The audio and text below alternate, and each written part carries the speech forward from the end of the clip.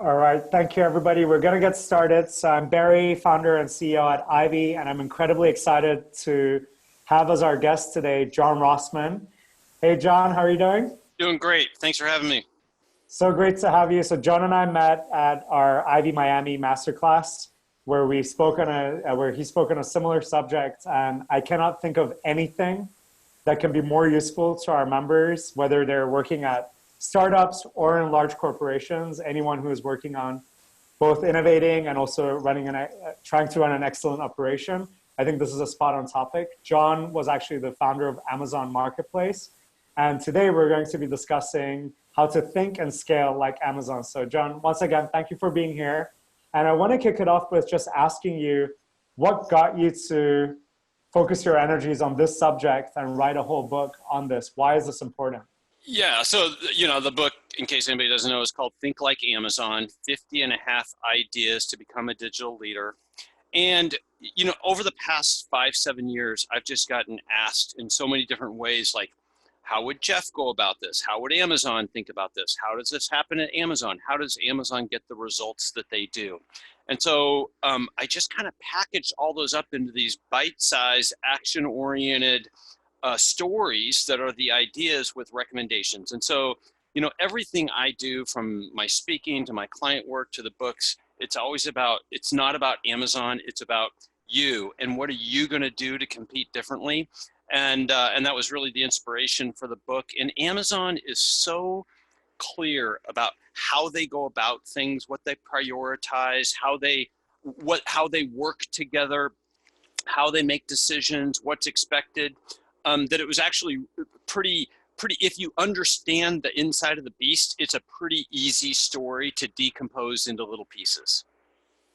Got it. Absolutely. And obviously, Amazon is a huge success story that we are all familiar with. And at the same time, there's sometimes Amazon and its workplace gets a bit of a bad rep from some angles. So I wanted to ask you, why is Amazon a good place to try to emulate? If, for each of us, we're trying to innovate better, collaborate better, and build things. Is Amazon the real pinnacle, or what makes it Right. special? Yeah. Well, a couple of things I'll decompose there is, first is, people don't understand how long it took to build this, right? And for so many years, Amazon was doubted, and it was Amazon.bomb, and the stock was flat and it was going to fail, right? But they had persistence and belief and bet in the long term. But it is a demanding place to work, right? And I'm thinking about it from a corporate standpoint. And it's a demanding place to work because you get the autonomy, the accountability, the responsibilities to do your job and to make a difference. But it's not easy when you're innovating and when you have to operate at scale, right? And that's why it's so demanding. And as we were talking about this, the simplest way to picture the challenge as a corporate leader at Amazon is you have to both work in the present, deliver everyday results, make it excellent, and you have to work in the future. And it's kind of that those two things feed each other, but it's that challenge of doing both those. But it's a completely fantastic place to work if you want that type of accountability. But it is unrelenting. It never ends, and you do have to deliver results. And so sometimes they get a bad rap. If you want an easy place to kick back and just kind of cycle the business every day, Amazon's not the type of place you want to be. But if you want to invent the future and delight customers, then Amazon's the exemplar organization for doing that. And the other thing I'll mention too is today Amazon's a conglomerate business. When I was at Amazon, 90% of the business was books, music, video, right? 90% of the business was books, music, video. I launched the marketplace business, so early 2002 through late 2005. Today, that's over 58% of units shipped and sold. But Amazon has just never defined the future for themselves. They've always said, like, this is a journey, it's an exploration. No matter what we do today does not limit us for the future. And I think that's an underlying lesson that we can all take, both as individuals as well as teams and companies, which is it's a journey. Don't ever think you're at the end of that journey. We can always learn and apply new things, and we can always grow. Thank you, John. That's precisely also why I'm so excited about this conversation, because at Ivy, we're also, as members, all really obsessed about, yes, how do we elevate our own lives, but how do we make a bigger impact? And one thing you shared last time we spoke was, if you want to change the world, it's really hard work and it's very uncomfortable. And you need a process for that too, right? So it's not just optimizing for how comfortable you can be, it's how can you actually have a process for making yourself incredibly uncomfortable while at the same time still delivering. So what I want to dive into is the point you made about being excellent in the present while also working in the future and being excellent at innovation. I'd love for you to dig a bit deeper into how this relates to companies big and small. I know Ivy's obviously relatively a tiny organization compared to Amazon, but this is something we deal with every single day also. There's everything that we need to deliver on, and it's not easy in the present. At the same time, everything we're focused on is the future, like how are we going to grow both to be in more places, but also to deliver more value to our members. So just want to get your thoughts on that conflict, how it usually plays out, and then we're going to dive into some of the frameworks together. Perfect. Yeah. And so, it is a system, right? There's no simple answer to any of this, and wisdom needs to be applied. But to talk to a couple of the ideas around, kind of working in the now. Amazon is guided by 14 leadership principles. The first, but not the only, but the first is around customer obsession. And it reads that leaders start with the customer and work backwards. They work vigorously to earn and keep customer trust. And while they pay attention to competitors, they obsess about customers. And I think the most interesting word in that leadership principle is the word obsession, right? They could have used a weaker word like we're focused on our customer, or we pay it, we're in touch with our customers, but they picked a very pungent word, right? A very striking word, obsessed. And really they use that as the locus of everything we are going to do is going to have the customer at it. So then I go, okay, interesting principle. What are the ways that you kind of put it into action? Like, what do you do to operationalize customer obsession? And the couple of things that I touch on in that chapter are, there's lots of different ways, but a couple of ideas are having a voice of the customer program. So a voice of the customer program is a program that brings together a cross-functional team of leaders to talk about, debate, bring data and customer insights on a current today challenge that for some reason is disappointing or frustrating customers, right? And you know this because there's lots of customer contacts or customer complaints, but for some reason it isn't being fixed. And so if you can create a forum where we debate with customer obsession and data, a topic of today, and then apply the work, put prioritized work across any team in order to fix that issue without asking for permission, that's how Amazon's Voice of the Customer program works. And so other ways that you can create and build customer obsession is every topic, every meeting that you have, lead with what either delights our customer about this topic or what is disappointing our customer about this topic. How does this impact our customers? And if you just start to try to make it a habit of everything we do is centered to the customer, that can be really important. We would sometimes bring an empty chair in the meetings at Amazon to remind ourselves that the customer isn't present, that it's all of our job to understand the customer. And I think that's one of the, a lot of companies have a chief customer officer or something like that. And I think that can be an interesting approach as long as the message is it's everybody's job to know and prioritize the customer. It's not that group's job to know and understand the customers. And so just have the mission of it's everybody's job to lead with the customer. And I think the last point on that is walk around, like, however it is that you actually get to go and be with real customers, real associates, real field. Don't manage by proxy. Proxy is when you do it just from surveys or aggregated data.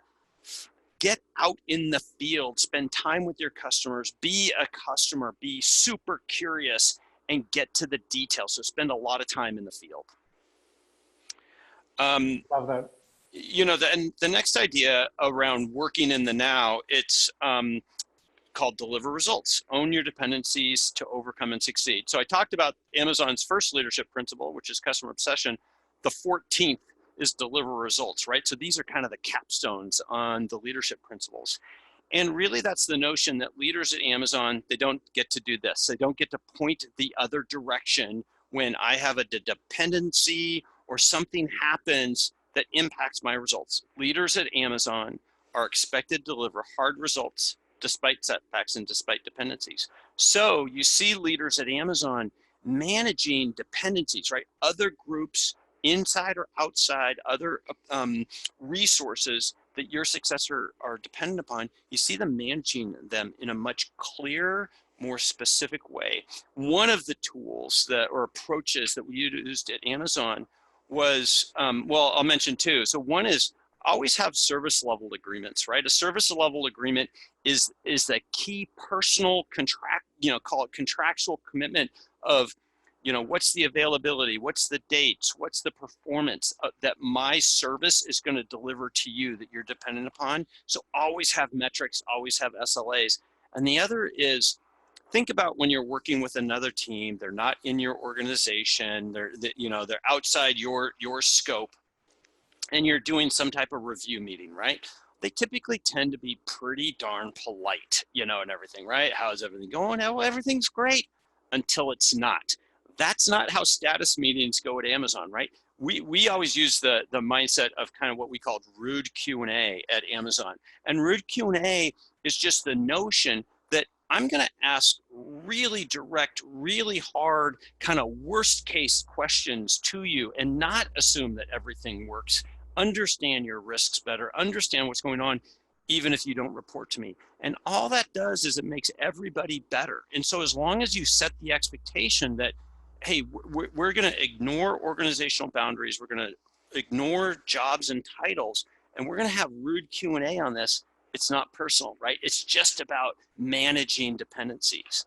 And then the last idea that I'll talk about in kind of the working in the now framework is idea 22, which is called relentless.com, next generation operational excellence. And so what most people don't realize is that if you go to relentless.com, it resolves to Amazon. And it's a message to the organization that Amazon is relentless about getting to perfection on those things that impact customers, right? And impact operations in a scalable way. And a lot of teams, not every team, has operational excellence programs. And so, there's lots of different methodologies around operational excellence programs. Green belt approaches are the most common, but have an operational excellence program and always be asking yourself, how do we make a bigger impact with our operational excellence programs? For those teams that have good operational excellence programs, then it's like, well, how do I go to world class? And oftentimes the way you go to world class is by having more metrics, more instrumentation, more real-time monitoring, both within your enterprise and external to your enterprise. So Amazon is working at instrumentating as much of their value chain, their supply chain, their ecosystem as possible. And it's primarily geared towards delivering great customer experience today. So those are kind of some of the key topics. There's obviously a lot of ideas around working in the now, but it's about delivering results today. Thank you so much, John. So to recap real quick, we're diving into, how do we balance like delivering excellence today with innovating in the future. And you just shared with us 3 key frameworks for ensuring that no matter what you're trying to innovate, you're at least anchored in operational excellence today and in the present. And that's essentially all around obsessed with the obsess about the customers in every single way.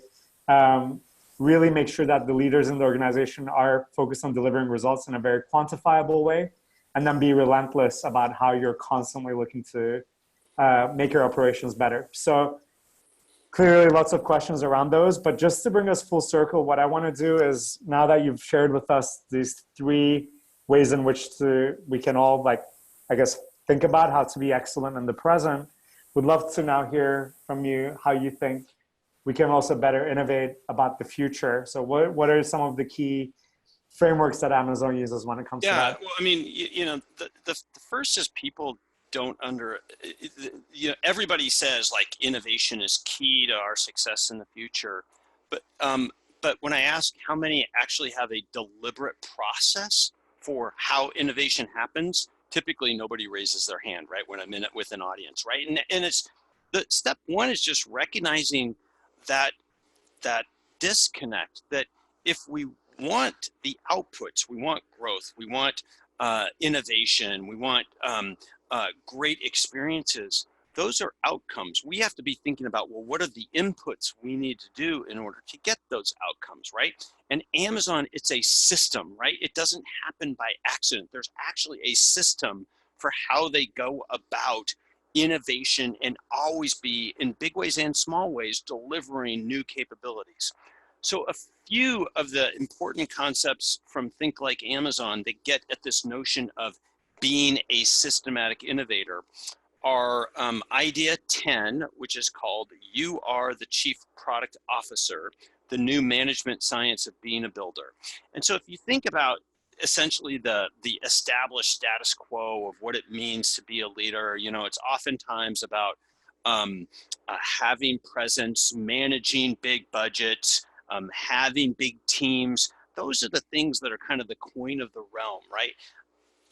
In the new world, to become a systematic innovator, senior leaders actually have to have the skill of being able to articulate exactly what is the experience we want. They need to have the technology skills to be able to architect and help problem solve and envision what's the architectures and the capabilities. They have to be masters at using data to help answer questions. They have to understand all the product management approaches that help us do small tests and then proceed to iterate our way to the right product, right? Those are being the builder skills. And it's not about delegating, it's about you being able to do those things and recognizing the moments when you need to step in and you need to do those things. So, the simplest idea that I have around that is really this notion of putting at least 2 hours a day to the thing, the project, the product, the launch that is most critical towards innovating in the future.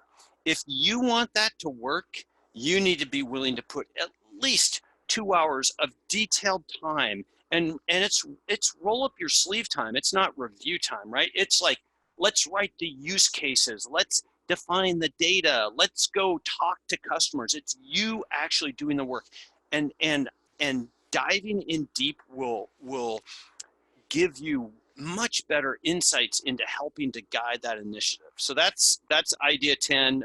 You are the chief product officer. Idea 20 is called Pizza for All, the magic of small autonomous teams. So I get asked a lot, like, what's Bezos' number one concern for Amazon? And it's a very specific thing I've heard him reference. I heard him reference a couple of times. And Jeff's biggest concern for Amazon is bureaucracy. It's slowing down. It's becoming stagnant, becoming what he calls a day two company, and everything, right? So many of these things that we're talking about are keeping speed in the organization and taking risks that help us grow the organization. So one way that Amazon helps avoid bureaucracy is by having small teams. They call those teams two pizza teams. A two pizza team is a team no bigger than 10 that owns a core capability, a service, right? A reusable Lego block of capability, right? At Amazon, that might be the image service, or it might be the payment service, or it might be a core back office function like revenue forecasting, right? A really important thing to the organization, but that team owns a capability that lots of other, both internal and potentially external um, customers can use.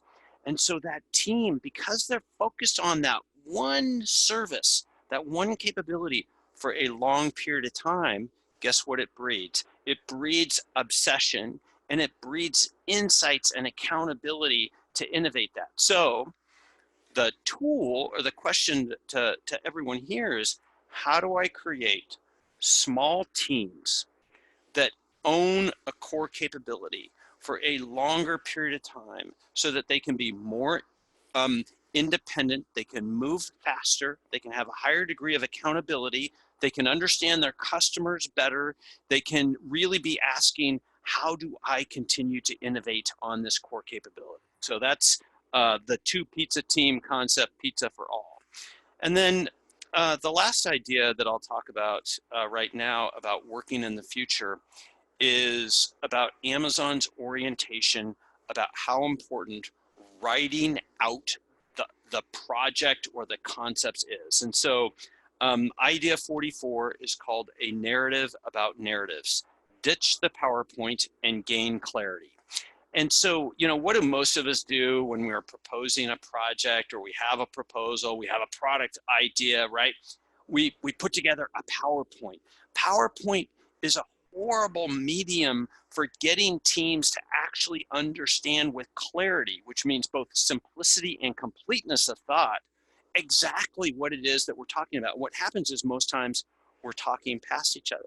The other problem with PowerPoint is you're typically just spending most of your time dealing with the physical dimensions of putting together a nice looking slide versus really like explaining yourself and what the concept is. So Amazon does no PowerPoints.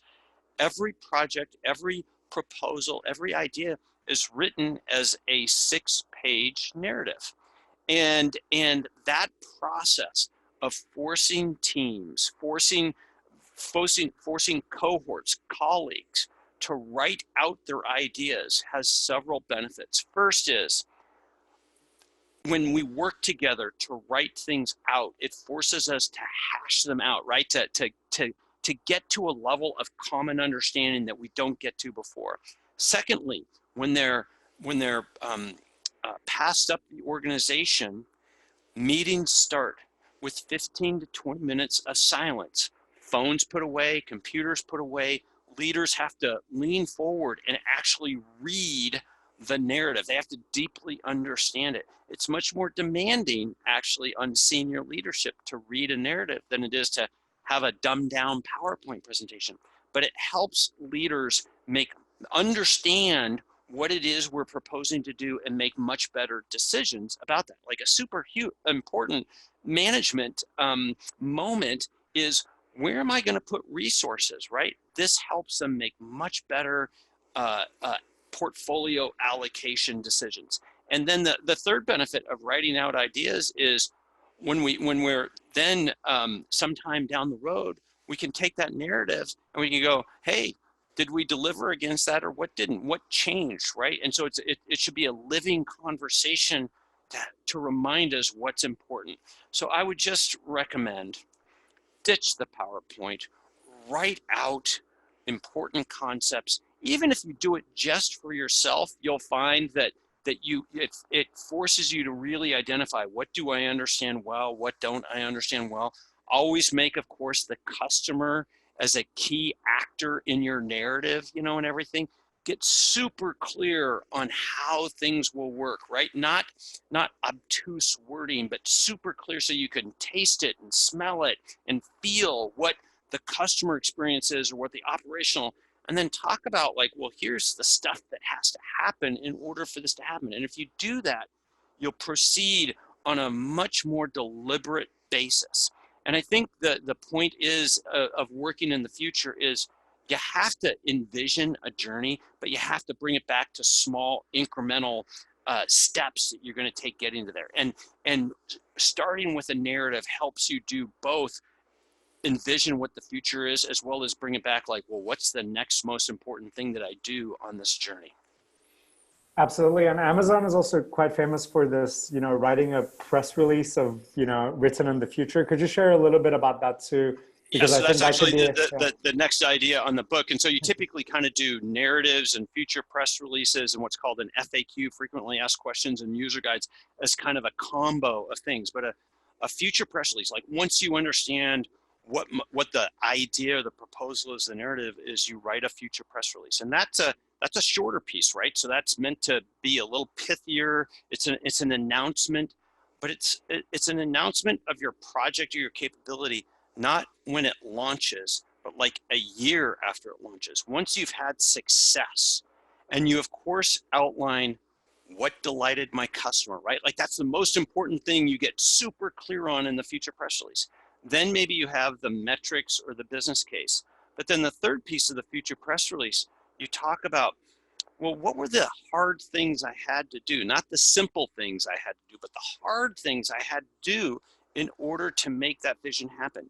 And you wouldn't talk about how you accomplish it because you haven't done the work, but you just start thinking about and communicating to your stakeholders what the vision is, and here's the hard work we have to do. So it helps build common understanding, momentum, and stakeholder participation in a journey that typically involves us all, right? It typically doesn't involve just one little piece. And so a future press release is a great leadership tool and change enablement tool. And then the little trick we did at Amazon with a future press release is you give it to one person in the organization, and everybody knows, well, the person who's responsible for the future press release, we all work for that person relative to making that vision happen, right? And so it helps cut out, of course, Jeff's biggest concern, which is bureaucracy, right? So we're not always escalating within the organization. We're working towards a mission orientation.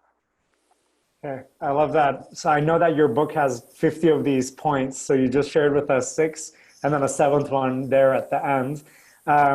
And what I want to do, first of all, we're going to open it up to audience questions after I ask one more question. So for everybody who's listening, I highly encourage you to think about what you want to ask John. You have this incredible resource here to ask directly any questions that are most pertinent.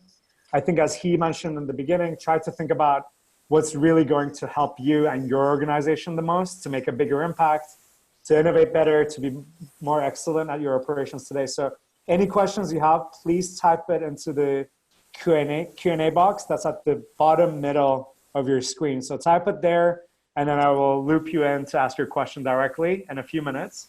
So John, what I want to ask you is, for a lot of people, a lot of what you said, I think, is universally applicable, right? Regardless of organization size, because if you only have a 10-person company and you're a startup, okay, then you have that 2-pizza company anyway, and you're a Right. unit and you innovate faster. But even a small company just going from 10 to 20 can lose that immediately if like all 20 are trying to be involved, or, or you don't have the scale. At the same time, some people are at huge Fortune 500 companies where they might feel like, all right, I'm a senior manager here, but I'm not the C-level something.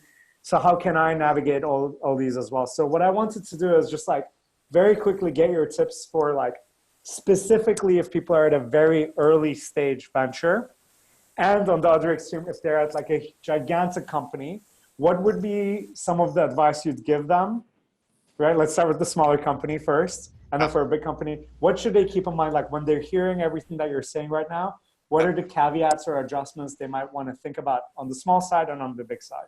Well, the advantage that small companies have is that they're typically kind of all line of sight, and you don't need all this. But DNA is formed at those early moments, right? And so what you have to do is believe we're going to be successful, we're going to scale. So how we work together today actually creates the imprint, the DNA for how we're going to work together in the future, right? And so there are definite benefits for today of having these types of disciplines, right? Customer obsession, metrics, being clear and writing out our thoughts. But you might be able to argue me like, it's not quite as important, when we're all together in a room. Okay, maybe not. But you can't argue with me that when you're successful, that if you create these habits now, then you don't have to be doing the hard retrofitting work of creating that type of culture and company in the future. And so that's at least a couple of good reasons why, as small companies, it's important to value what type of team are we going to be, how are we going to operate, what are our principles, what do we believe in, and being willing to do the hard everyday work in order to have those disciplines. Then with big companies, I think that's actually a really hard and important question. I always think about kind of spheres of influence, right? And the most important question is, what are you willing to do, right? Like, what personal habit are you willing to do? And that you always have control of, right? So think about, well, out of these 50 ideas, what's the couple of new ideas that I want to personally apply? But then think about, how do I create just a sphere of influence around me, right? Either it's with my peers and my colleagues, maybe it's with a team that I manage, but what are we going to do? And change tends to happen through reproducible models across the organization. And so what you want to do is create the awareness and demonstrate some new techniques that delivers different types of results. But I also believe that at some point, you do need to get senior management on board. I've actually got a couple of ideas relative to doing that. One of them is around having an executive book reading list, right? Well, that's one of the things we did at Amazon, as silly as it sounds. In early 2000, when it wasn't clear if we were going to survive or not, we took the time as an executive team to have a book club, and we would have books and we would read them as individuals, but then we would spend our valuable time together debating, well, how does that apply to us? What should we learn from that, right? Because we believed we were going to win and that we always needed to be learning. And so if you can open minds by like, hey, let's learn about some new techniques, that can maybe help set the tone for, well, we need to try, if we want different results, we need to try some new things. All right, I love that. So for those starting a book club at their work, I think we know what first book might be a good it would be a dream of mine if I hear about Think Like Amazon as part of a book club, but I didn't write it for that purpose and everything. And I actually, in the book, give several books that I do recommend as really good books as a conversation that can help educate and create change in the organization beyond Think Like Amazon. Absolutely. Thank you so much, John. So we're going to kick off with the audience questions. We've got a whole bunch that's come in. So if you have other questions, please submit them. And we're going to do our best to ask quick questions, get quick answers from John, and then get through as many of these as possible. So we're going to be kicking off with Jennifer. Jennifer, I'm going to tune you in so you can ask your question directly. All right, Jennifer, can you hear us? I can hear you. Can you hear me? Yes, perfect. Hi, Jennifer. Great. Hi. I love the talk so far. And I really loved your approach of writing out your narrative in 6 pages and ditching PowerPoint, because PowerPoint is a big tool in my organization here. Just to kind of learn a little bit more, what do you recommend that those 6 pages cover? What would you say that you would need to really answer in that narrative? Jennifer, that is a flat out brilliant question. And the answer is, of course, it depends. So it depends on who your audience is and what you're trying to communicate them to, right? So at the start of a big idea, that might be more of background and education. Whereas if, we're 6 months into delivery, then it might be more about specific capabilities we're delivering, what we've learned so far. So you really have to understand who your audience is and what is my goal for the narrative and communication. There is no standard template for a narrative at Amazon, and I think that's one of the it's kind of a dichotomy. Like, it's so important, but it's because it has to be audience and purpose driven, that there is no standard format other than it's 6 pages, it's full paragraphs, full sentences. You can have data, you can have pictures, but you need to actually articulate, like, what should somebody take out of the picture or out of the data. And you can't just write it as bullet point forms, which is a a cheap way of essentially doing PowerPoint and everything. It actually has to be complete thoughts. And the litmus test for is a narrative good is a somebody within the business that doesn't have the detailed understanding of what you're proposing. They're able to read the narrative without discussion and actually understand pretty well exactly what you're proposing and what the purpose of the narrative. And you can tell by the types of questions that follow, like, oh, if they're talking about the implications of the narrative or the trade-offs that we have to do, or how are we going to fund it? Well, those are good questions, right? But if they're like, well, I don't quite understand what you meant by this, or I'm a little confused on this point, well, then the narrative isn't clear, right? So a narrative doesn't have a standard format to it. Perfect. Thank you, John. Thank you, Jennifer, for that great question. We're going to go over next to Drew Moore. Hi, Drew. Can you hear us?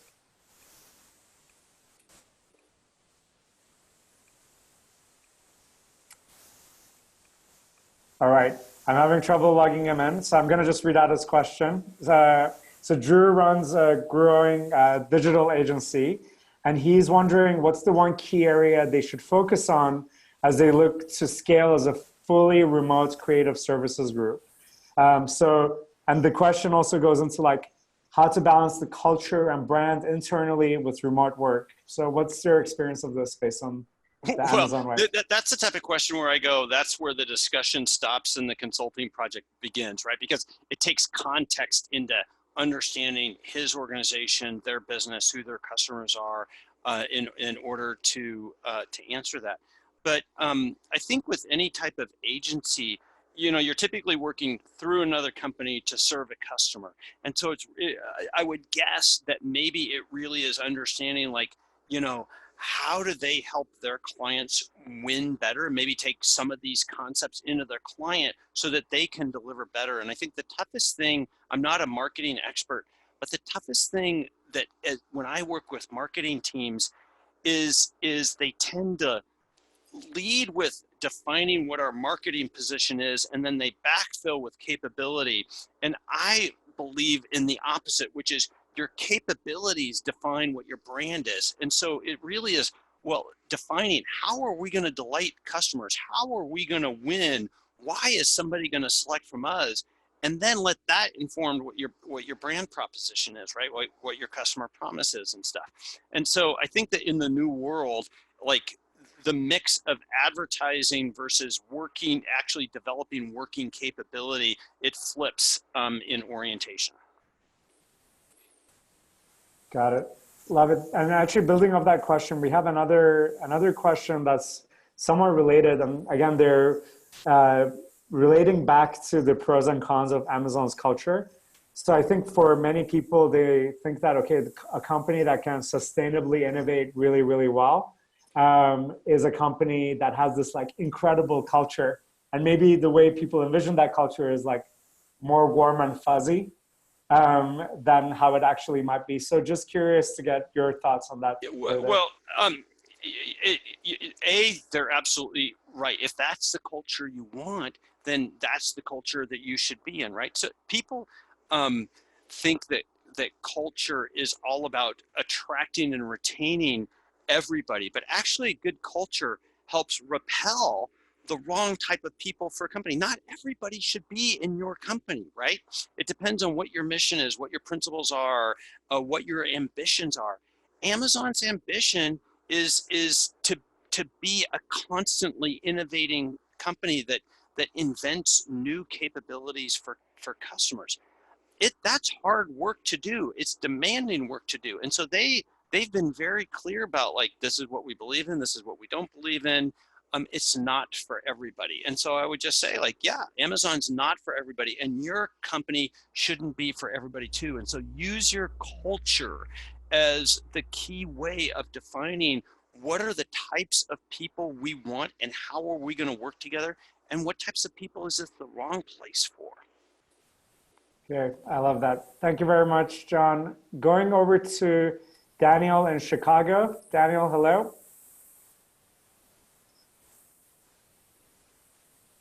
Hey there, can you hear me? Yep, loud and clear. Okay. Well, thank you for having us on, Barry, and thank you, John, as well.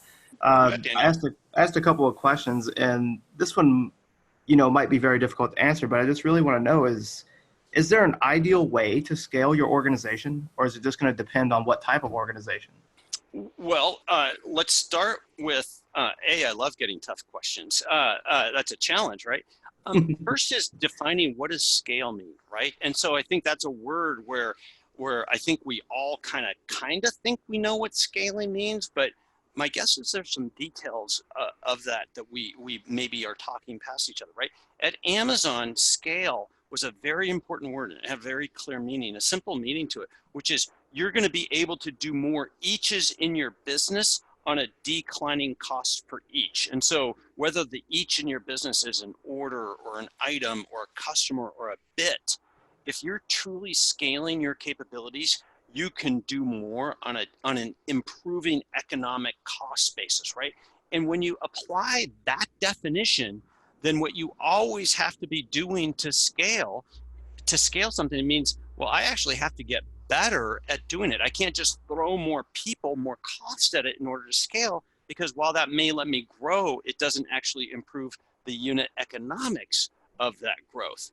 In fact, oftentimes you start losing your unit economics when you just throw people at a situation. And so at Amazon, it was always about, detailed definition of your processes, putting in place great metrics, and then figuring out how do we automate that process along the line and actually change how work gets done over time. And so I think that's the key approach that I would use for scaling.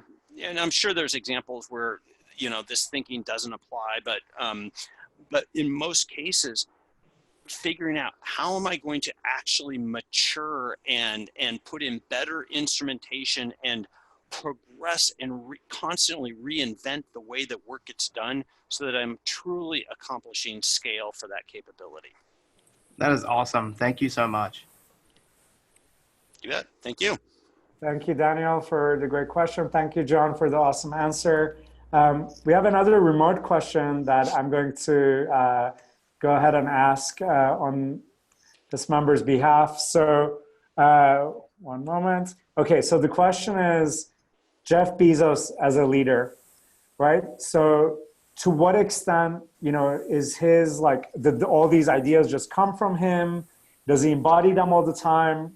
How does he deal with trying to, these are very high ideals to keep to, and obviously it's taken a long time, as you mentioned. Also, the survival of the company wasn't always assured. What was he like as a leader, and what can we learn from that, both in terms of when he lived up to these and also when he didn't? Yeah, well, I mean, he is a multi-dimensional person, right? Obviously, like smart and talented, but I think the thing I learned most from Jeff was he's a learner. He is always eager to learn new things and to deeply understand them, and so we were hammering these things out when I was there, and he was just rolled up his sleeves and was part of the conversation, but he wasn't dictating these things. He was an experimenter along with us. I think he came into the business with a good orientation to customer obsession, but he's talked about that he learned how important operational excellence is to the business and innovation, and others in the business taught him those things, and he's always challenging himself to learn. And so I think that's maybe the main trait that I think is really, I don't know if unique is the right word, but I doubt that many people would, if they're describing, a guy who bet it all, right? And he stuck with it when times were really bad and everybody was calling him a fool. He stuck with it. And I don't think that story of, American inventor and American capitalism gets told enough today. And he bet on himself and he bet on this idea and he stuck with it when everybody was telling him he was foolish. And so I admire his self-confidence and his ability to stick with it when others were doubting him and stuff. But he's a learner. He likes to learn new things. Got it. So sticking with it and continuing to learn, those are the two things that you mentioned just now that stand up most about him. Very inspiring. We have another question here about Amazon, how Amazon essentially, like, you know, look at, like, as you get bigger and larger, you mentioned about this bureaucracy. So this question is about bureaucracy. Like, how do you truly stop that from happening? You mentioned a couple of things like the two pizza teams and so on, but it's just for me and for the person asking the question, it's like difficult to imagine how do you have thousands of people and they all feel like 10-person owner teams. Right. Well, you know, Amazon's not perfect, and they have it. But I think the most important thing is to be talking about what it is, and when a leader sees it, they stop and they go, okay, we are not progressing past this point until we get past like whatever this obfuscation is that represents bureaucracy, right? And bureaucracy is, it's one of those things, like, it's hard to define, but you know it when you see it, you know, and everything. But it tends to be when there's no clear accountable party for something, and you don't know how to get either a clear yes or a clear no, right? Things just go into the abyss and they never come back, and I can't get answers and I don't know who to talk to, right? Like, that's what a bureaucracy is. And so a couple of the things that Amazon does to help avoid and stomp it out is they're very clear about accountability, and especially around decision-making rights, like who makes decisions on what and who owns metrics. And so when somebody owns a metric, that means that person is responsible for that metric regardless of organizational scope, right? And so it's just another way of helping to knock down organization structure, jobs, titles, things like that. And so those are a couple of the things you do to help knock down bureaucracy, but it really takes leadership recognition and courage of just not like, okay, yeah, this is a little bureaucratic, let's just continue on. No, stop and talk about, like, well, what decision are we trying to make? Who owns that decision? Why can't I get an answer? And if you capture moments like that and you do it over a repeated period of time and your patience with it, people will catch the idea of, like, well, we fight bureaucracy by having clear accountabilities and we know who makes decisions on what. So is it correct to say that for every decision that needs to be made, there is one very specific and clear owner at Amazon always? There isn't like joint decision making? In an ideal way, in an ideal scenario, yes. And there are points where a decision requires multiple, but at least they're clear about what decision needs to be made and who needs to participate in that decision. So there can be jointly owned decisions, but oftentimes there is one clear decision maker. But you always have conversation around it, right? Led with customer obsession, led with data, but then we respect the decision-making rights for that person. But that person needs to be super clear on what the decision is. It needs to be written down and announced so that we don't rework it, right? And there's the 13th leadership principle is called disagree but commit. But that's really about the process and the commitment of having healthy debate, respecting the decision maker, but when we make a decision, everybody buys in wholeheartedly to making that decision work, right? And so it helps avoid the passive aggressive nature that goes on within most big companies. Got it. Thank you very much. A question about innovation process. So you mentioned that a lot of companies that you speak to, they don't really have a process, even though innovation is at least half the equation, if not a majority of the equation for the future. So for everybody tuned in just now, right, you mentioned a few different ideas for how to better innovate. But for somebody who wants to actually create an innovation process from scratch, let's say this is what they want to do. Tomorrow they're going to go into work and they say, okay, at my company, we're going to start innovating better. And here's a process to implement. What are some resources or helpful tips that you might have for someone in terms of thinking about how to structure their innovation process? Well, it starts with define a process, right? Like what do we mean by innovation? Typically, something around innovation, like you have to have some type of idea development, idea qualification. How do we trial something? How do we scale something, right? And decision gates along the way, decision-making moments along the way, right? So that is some of the basic, simple, and how do we make decisions through that, right? That's some of the basic, simple, just infrastructure that's needed in order to have a true systematic approach to innovation, right? Develop ideas, screen the ideas, try the ideas, scale the ideas, right? And so like simple frameworks work, man, but it's amazing the lack of application of those simple frameworks. So that's where I always start with innovation is like, if it's important, it has a process, right? Process has a definition, process has metrics, process has owners and accountabilities, process has decision-making rights to it. Okay, got it. And then in a specific situation, which many of us are in all the time, countless time, probably more than we'd like, we're always in meetings, right? And some meetings are super efficient. Some meetings are quite the opposite. So, on the one hand, you just, answered this question broadly and about like have a process, even if it's a basic framework. But then how that actualizes in a given meeting, especially a decision-making meeting, is quite different. So you talked about how a good practice at Amazon is like having this 15-minute just reading a memo. Just reading the narrative, that's right. The narrative. Can you tell us, like, flesh out a bit more on like how Amazon runs its meetings? So, because I think that's there's different types of meetings, right? And so first of all is define like, what's the purpose of this meeting, right? What's its objective? Sometimes it's just an idea review. Sometimes it's a decision making. Sometimes it's a correction of error, right? We had an issue. And for each one of those different types of meetings, and there's many others, you have to have clear, like, well, who's needed? How does this meeting work? Have a good agenda and always be writing out the outcomes out of it, right? And so I think that there's some basic hygiene that has to go into a meeting, but it's amazing, like, how many meetings you go into? Well, we're not clear why we're here. We're not clear how decisions get made. We don't have all the data that's necessary. And everybody's taking individual notes, but there's no log of what the meeting was and what important outcomes came out of it, right? That's just sloppy. That's just lazy. So just tighten up the hygiene around the meetings.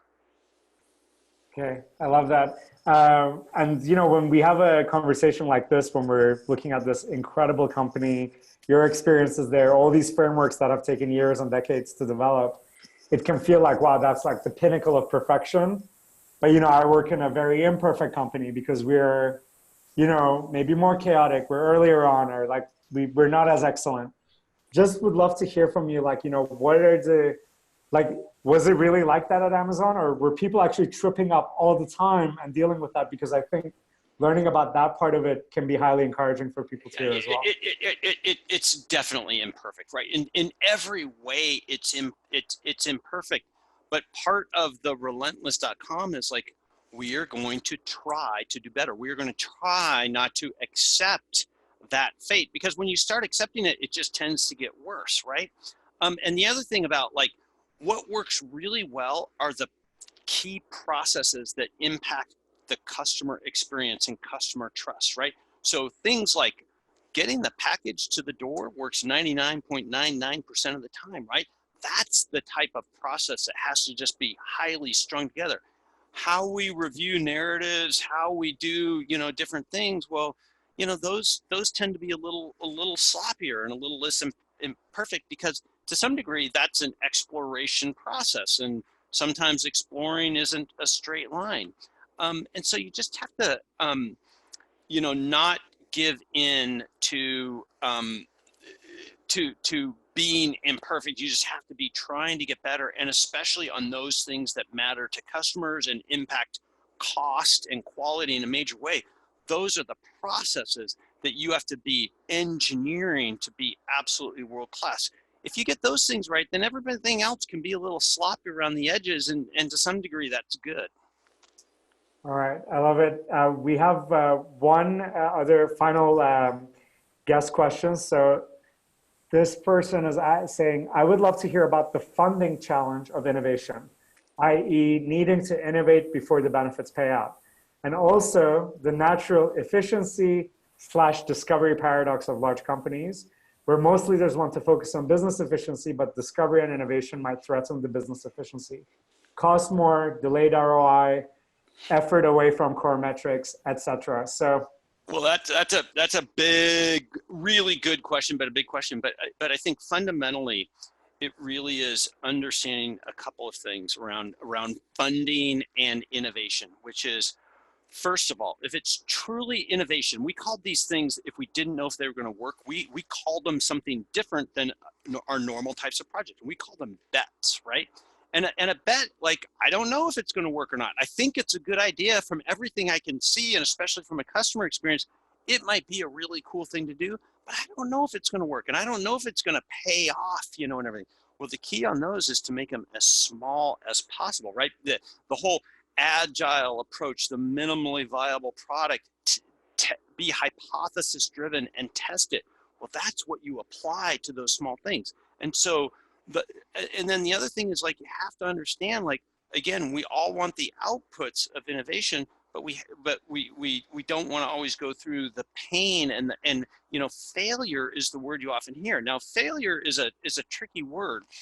The type of failure we want is better described by experiential learning, right? We do a scientific process to test something. If it works, we go this way. If it doesn't work, we adjust and we go that way, right? That's failure from an experimental scientific standpoint. The type of failure that is unacceptable is essentially the failure of execution. Like, we let things get more difficult than they should be. We let things get bigger than we should. We didn't deliver well. We didn't plan well. We didn't hold each other accountable. We weren't clear at the beginning what we were going to deliver and everything. Well, that's just failure of execution, right? And that's unacceptable in any sense. And so you have to really get clear on, like, well, what type of failure is it that is right? And I like the word learning or experimentally led learning or scientific learning, because that's really what we're doing, is running experiments to test our ideas out. Have a portfolio, right? Understand your projects, those things that should have an ROI if we execute well. Well, those are different than your bets. Separate those two. How you allocate resources, how you allocate funds, how you run them have to be different, because they are different things. You can call them the same thing, a project, but those are different types of projects. And so mistake number one is we call them the same thing and we treat them the same way. So those are some of the things that address that really big question, but a really good question. Got it. So keep your risks small. So bet a little to that's right. Get a bigger return. And then also, it's okay to quote unquote fail and learn experientially, but don't fail at the execution. There is no excuse for that. And if those bets are really small, then the learning gets to be cheaper. And so you can do more of it, and everything. Absolutely.